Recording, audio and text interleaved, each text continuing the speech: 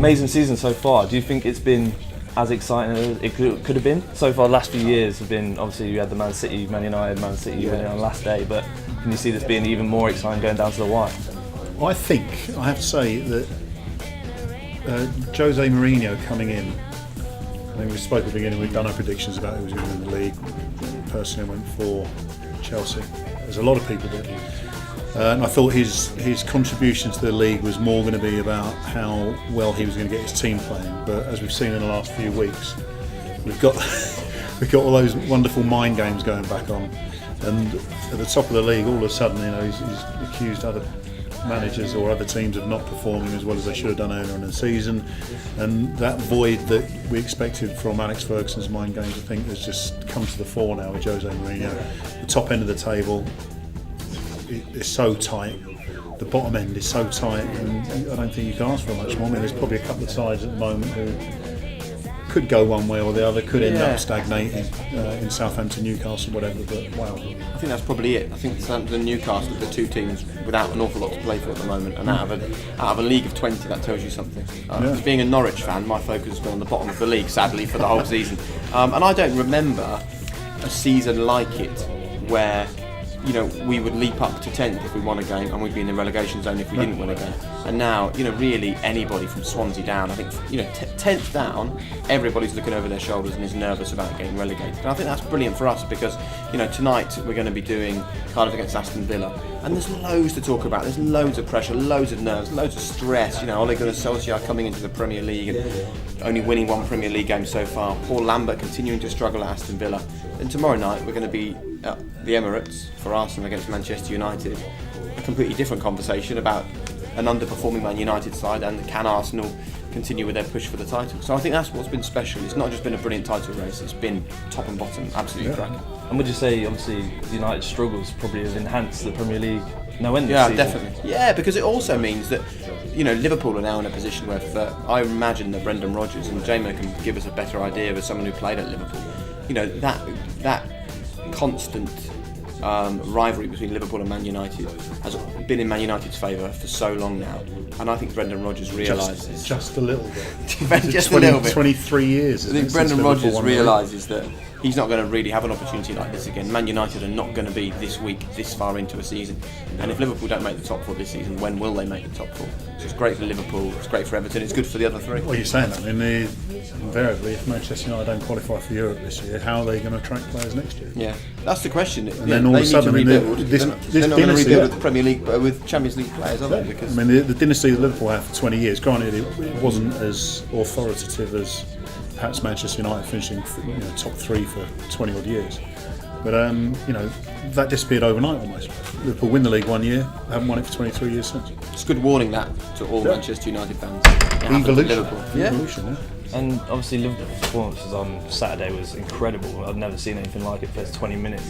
Is that a sign that they can still be involved in this title race or not? I would argue that Arsenal's performance against Manchester City was an eye-opener and justified a lot of what we talked about at the beginning of the season. They got one or two players in the side defensively who aren't good enough to be title winners, and against better opposition, be it Manchester City, be it Liverpool, fast forwards, whatever, then they get opened up. So I wasn't surprised to see Liverpool essentially destroy Arsenal. So I'm a bit, I sound like an I think they're in the hunt. I think Liverpool are in the hunt. Liverpool have got a chance. Yeah, what happens is people form their opinion about a football club before the season starts, and they will not be swayed. So Arsenal are not going to win the Premier League. Yet here we are, 13 games to go, and Arsenal have been top longer than all the other sides put together. People still don't think they can win the Premier League, despite the fact they've played every team already. Liverpool are still in the hunt, 4 or 5 points away from being top of the league. Oh, they still can't win it. Of course they can. All it takes is for one of those sides to falter. Man City have struggled in the last 2 games. A point against Norwich, not good enough for them. Lost in their game before that to Chelsea. Anything can happen. 4 shots on target in the last 2 games. Yeah, and this is from a team that was scoring 4 goals a game. Exactly. That shows you how it can turn around. And absolutely don't write Liverpool off. To beat the team who were then the league leaders and to be 4-0 up at half time. How can you say that team can't win the Premier League? I think this is a conversation we usually have in this room, but you look at the objectives of the season, the pre-season. Brendan Rodgers top 4. Arsene was never suggesting that he was going to win the league in the before the league started, whereas Man City and Chelsea had definite thoughts about winning that league. So their objectives are slightly different. So when Arsenal, for argument's sake, finished second or third, they haven't had a bad season. They've improved on last season. If Liverpool finished in top four, they've done better than they did last season. So in that sense, they're not so, how can I put it, possibly geared towards winning the league. Do you know what I mean? Whereas Chelsea and Man Take City, their foot off the gas pressure, because they will think, actually, if we make the top four, we'll be okay. They'll still go for the title. they'll try, but they also know they're not determined to go and win the league because it wasn't part of their objective.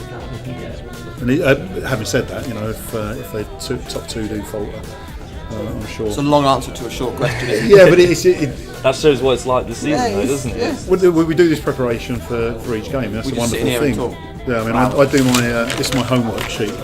That is madness. I think it's important for the people at home to see the effort that David James goes to. This was me last night working out the times of the goals. Can you make any sense of what is on that piece of paper? Because he can't, and I can't either. No, it does. It makes all sense. And Did you know that Cardiff have conceded Yeah. the most goals in the last 15 minutes? There you go. according to my stats? at the bottom of the table, obviously, there's like 9 teams still in. Obviously, Norwich. Are you concerned about the last 4 games of the season? Oh, mega United, concern. Chelsea, Liverpool. Yeah. Norwich can't do what they did last year, where they went away to Manchester City, picked up an amazing win, and leapt to 11th in the league. They won't do that this year, and they can't because their final 4 games are awful. We have to have our survival secured in the next 9 games. Which is an interesting thought process. I know. Because I'm not sure Norwich were going to get beat by Man City last week. Chelsea were going to beat West Ham And neither the week happened. before, and neither happened. And that's the beauty of the game itself. And I think, especially for Norwich, it's big games coming up. Well, if the league's secured by them, which it could be, I think it might be a Beattie couple got of their easy timing perfect getting involved in the Premier League this season, I think. gosh, it's been terrific.